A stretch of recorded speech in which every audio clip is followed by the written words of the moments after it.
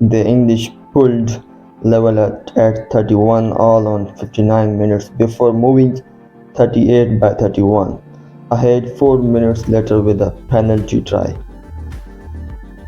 Another converted score with the French a player down to a yellow card closed out the inspired 45 by 31 success, clinching England a first Six Nations title since the behind closed doors championship of 2021.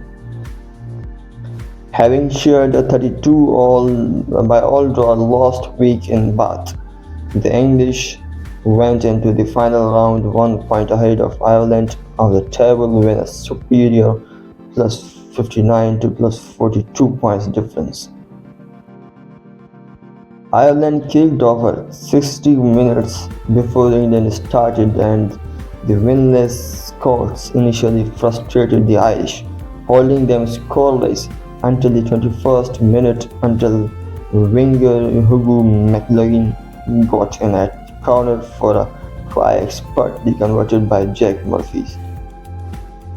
That back throw wasn't the prompt for the Irish to go on and dominate. However, instead, their scrums led a succession of momentum-draining penalties, and they reached the interval without adding to their 7-0 lead. By the time they returned to begin their second half, England were kicking off in France with a bang as Ben Redshaw royally took advantage of a French fumble to run from deep inside his own half and score an uncovered try with less than a minute played. This lead pushed England back on top of the as it stood stable, but the night edge of seat drama was only getting going. Irish replacement titled Patrice Bell's scrum penalty win allowed Murphys to kick for a 10-0 lead on 50 minutes, and this was quickly followed in France by the English slowly relinquishing their lead for scrum ball. Aki McParland whipped out an aimless pass from the halfway set piece, and the loose ball was snapped up to Gobi. A magnificent offload in the tackle followed from Leo Loindericari, and away streaked the fullback Mats Fatty to score the 30th minute try converted by Hugo Royce for a 7-5 advantage. The next score arrived over in Cork. Ireland skipper and eventual player of the match Evan O'Connell getting in for an unconverted 60th minute try of pick and go to push his team 15-0 clear, and this was quickly followed by massive developments back in Pau, where England conceded 2 converted tries in 2 minutes to fall 5-21 behind on 27 minutes.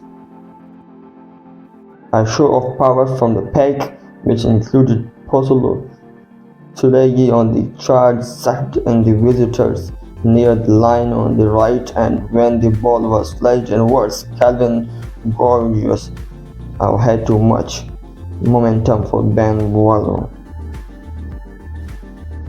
Rios converted from in front of the post, and he was doing the same thing quickly after following an audacious piece of play that he integrated with a cross kick in his own 22 that found Etisogawi on the far wing. Despite having Redshaw closing down fast, he nonchalantly executed a grabber kick, ran around his marker, collected and passed clear to the supporting Fatty, who then gave skipper Leo Carbonneau an easy run in from distance.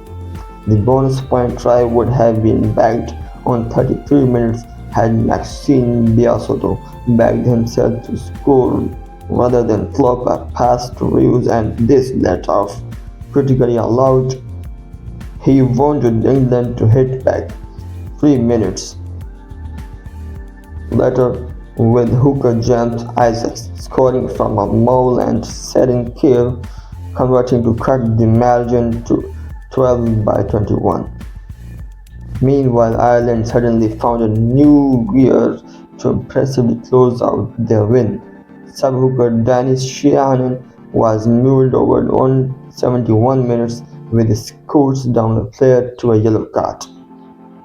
Sean Edogobo next added the bonus point try 6 minutes later, and the clock had ticked into the 83rd minute when Sheehan added his second and his team's fifth try.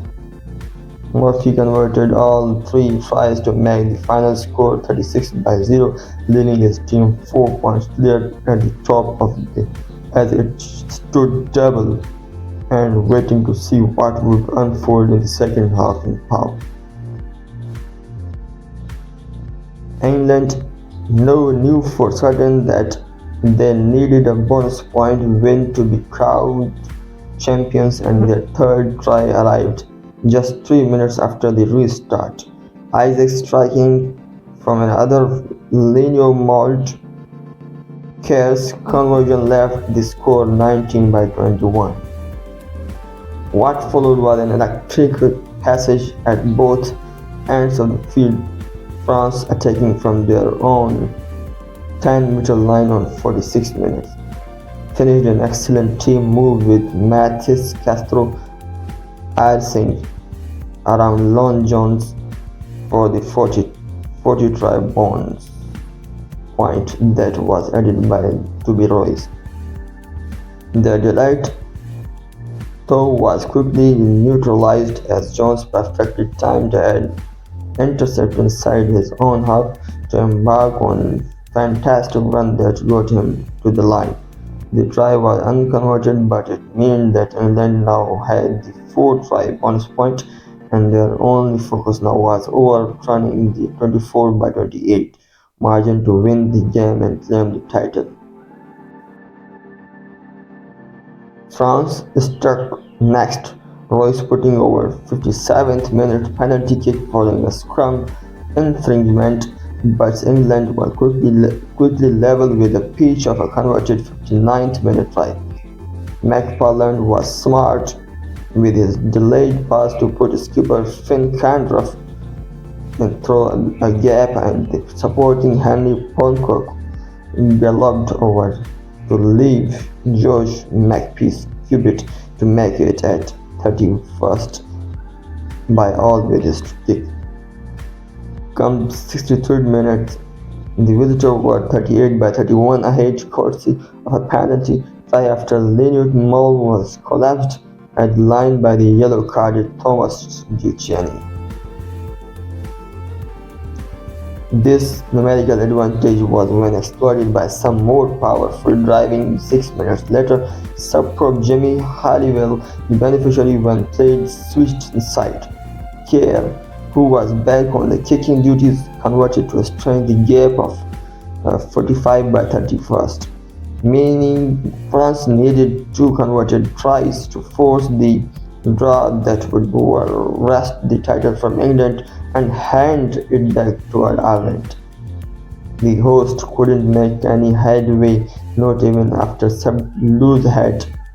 Scott kick was yellow-carded, and it left Mapletov's team the champions after yet another epic night such great entertainment.